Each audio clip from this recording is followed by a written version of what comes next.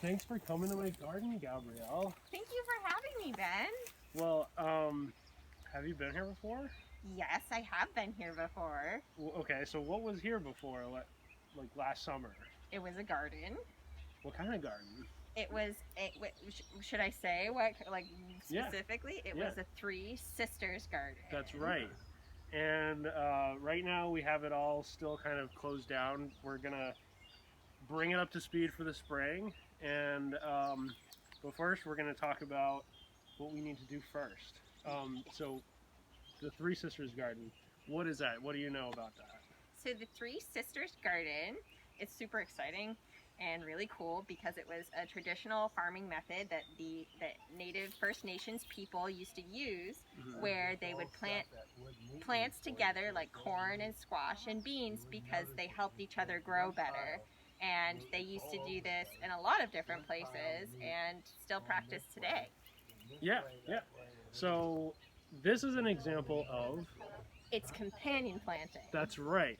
So companion planting is the practice of putting specific groups of plants together so that they are symbiotically benefiting each other, and you can get more outputs, you can have more of a harvest, and it's a long-term maintenance benefit and everything. So just as Gabrielle explained, the Three Sisters Garden, the beans provide the nitrogen, the corn provides a stalk for the beans to grow up, and the squash provides a lot of shade for the soil and everything.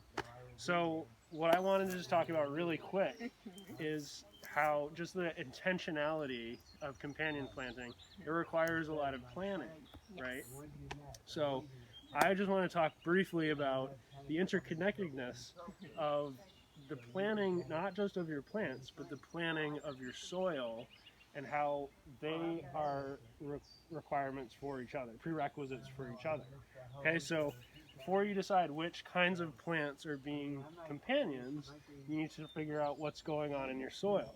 Okay, so what I have set up here, if you kind of zoom out, you can see the garden is basically just still full of the mulch from the winter mulch, right? And so that last summer you had the corn and the beans and the squash growing all over everywhere. And what I decided to do was to do no-till, like Yes. no tilling, right? So we're just gonna leave the soil, allow it to go. All of the nitrogen from the beans are in the soil from last year, and all of the stalks from the corn are still in the ground, the roots and all. So we're just leaving that all in there. And then we're going to decide what kind of soil amendments we want to apply to this particular bed to benefit what we want to do going forward, okay? So the decision we made is that we're going to do crop rotation. Excellent. So we're going to put the Three Sisters Garden over another site, and we're going to do something different here, right? Cool. So I want to think about what kind of soil I want here, okay? So I'm going to plant tomatoes, basil, potatoes, I think, so that kind of stuff. So I want to think about what kind of soil is here. So I know that there's nitrogen in the soil from the beans last year, and there was compost last year, and then I know that there's a lot of dry, dead material from this mulch. And so I'm just kind of thinking, what else can I add before I, put any more soil amendments to this? What I'm going to do is actually leave the mulch on the ground. Like, I'm not going to rake it up at all. I'm going to totally leave it, okay?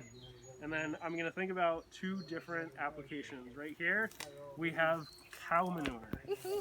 So the benefit of cow manure is to get a really kickstart on the microbial life that we want in our soil that adds all the nutrients that we want. So I'm just going to demonstrate, right? I just pick it up and there's a bug, right?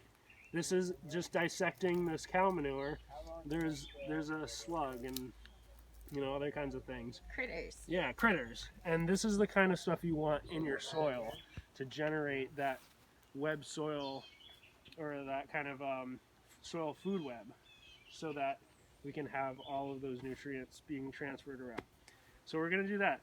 The other thing that we have here this is basically ash from burning over the winter time.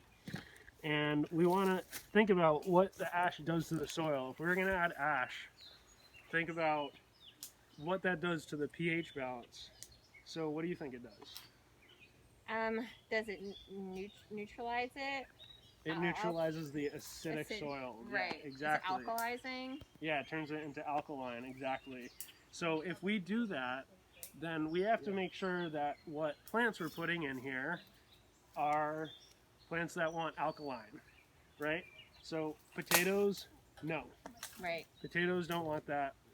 And another example, which is right over there, some blueberry bushes, that plant actually likes acidity, so we would not use ash for those kinds of plants, right? Right. So because these kinds of plants that we're planting here, we're gonna skip the ash and use it for plants that want alkaline, and we're going to instead use the manure. You could use both for alkaline living plants, and then basically we're just going to throw it on the old garden like this. Woohoo. And we're going to leave the mulch there, and then we're going to take some of our compost and we're going to throw that on top, and then we're going to rake it all around. And so basically what that does is it stimulates that kind of, what would you call it? The biodiversity of the soil. Yeah. I guess there are a lot of different things. Right. And so, yeah, there's just like, basically you're just adding life from the manure, and you're adding nutrients with the compost, and you're being intentional about what kinds of applications are going to help the soil or not help the soil based on what kinds of plants you want. So that is the first step. And then once you decide which plants you want based on these applications, basically, if you can zoom in here, when it comes time to plant your plant, so let's pretend we're going to plant this strawberry plant in here, you would just dig a hole, and then you just kind of push away all of that mulch, and then dig a hole and add some more compost as you plant it.